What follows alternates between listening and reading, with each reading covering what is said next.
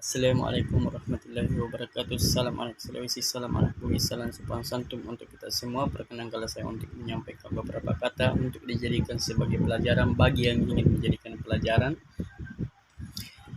Terkadang ada orang yang berpikir dan mengira ketika saya memiliki sebuah mobil mewah, maka saya akan bahagia.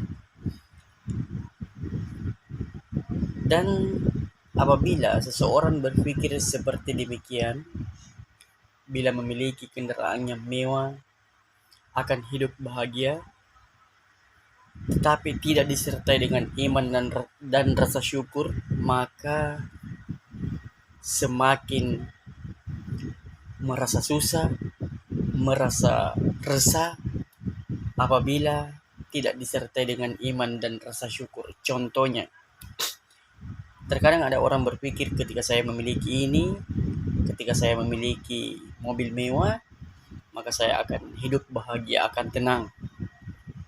Tapi buktinya, salah satu contoh, ketika sudah berhasil membeli kendaraan yang mewah,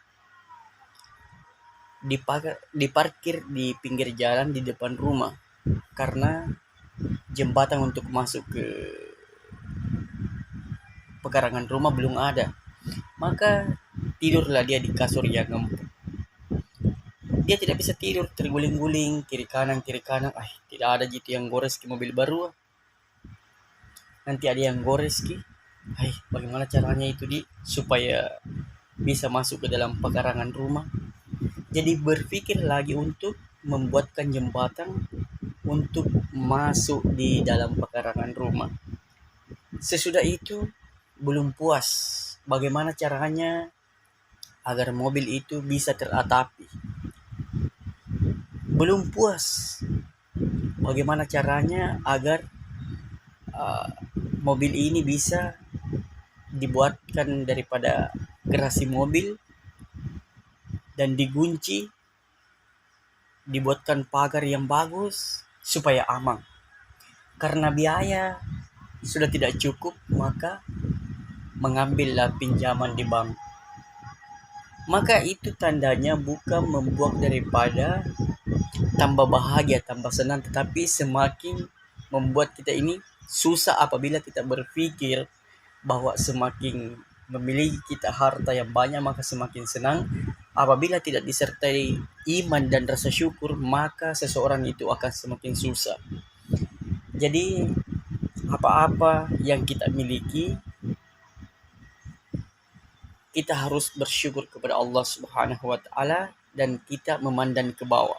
Ketika kita memiliki kendaraan motor, maka kita berpikir saya bersyukur karena saya sudah memiliki daripada kendaraan motor. Masih ada orang yang naik sepeda. Yang naik sepeda harus mengatakan saya bersyukur karena saya sudah bisa naik sepeda. Masih ada orang jalan kaki. Yang jalan kaki berkata bahwa saya bersyukur karena saya masih bisa berjalan kaki. Masih ada yang terbaring di rumah sakit. Yang terbaring di rumah sakit mengucapkan saya masih bersyukur karena saya masih bisa terbaring di rumah sakit. Ada yang sudah meninggal. Jadi rasa syukur itu kita memandang ke bawah sehingga kita selalu merasa berkecukupan dengan apa yang kita miliki meskipun sederhana. Kita tidak memiliki mobil yang mewah, tidak memiliki rumah yang mewah, tetapi kita melihat ke bawah, maka kita bisa merasakan yang namanya rasa syukur kepada Allah Subhanahu wa taala dan merasa berkecukupan dengan apa yang kita miliki walaupun sederhana. Semoga kita semua bisa menjadi orang yang bersyukur kepada Allah Subhanahu wa taala dan selalu memandang ke bawah, jangan selalu memandang ke atas, karena ketika ada seseorang yang mengatakan bahwa ketika memiliki segalanya, memiliki uang yang banyak, maka akan hidup bahagia tanpa disertai dengan iman dan rasa syukur, maka semakin orang susah. Semakin banyak uang, semakin susah apabila tidak disertai iman dengan rasa syukur.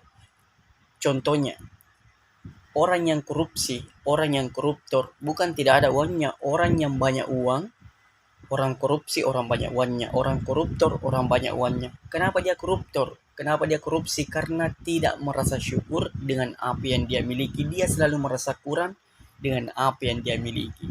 Jadi sekali lagi, memandang ke bawah lah dan syukuri apa yang kita miliki sehingga kita bisa merasakan ketenangan, sehingga kita selalu merasa tenang dalam beribadah, dalam beraktivitas, tidak tidak merasa was-was, dan kita selalu merasa berkecukupan dengan apa yang kita miliki. Itu yang sempat saya sampaikan, lebih dan kurangnya mohon dimaafkan. Assalamualaikum warahmatullahi wabarakatuh.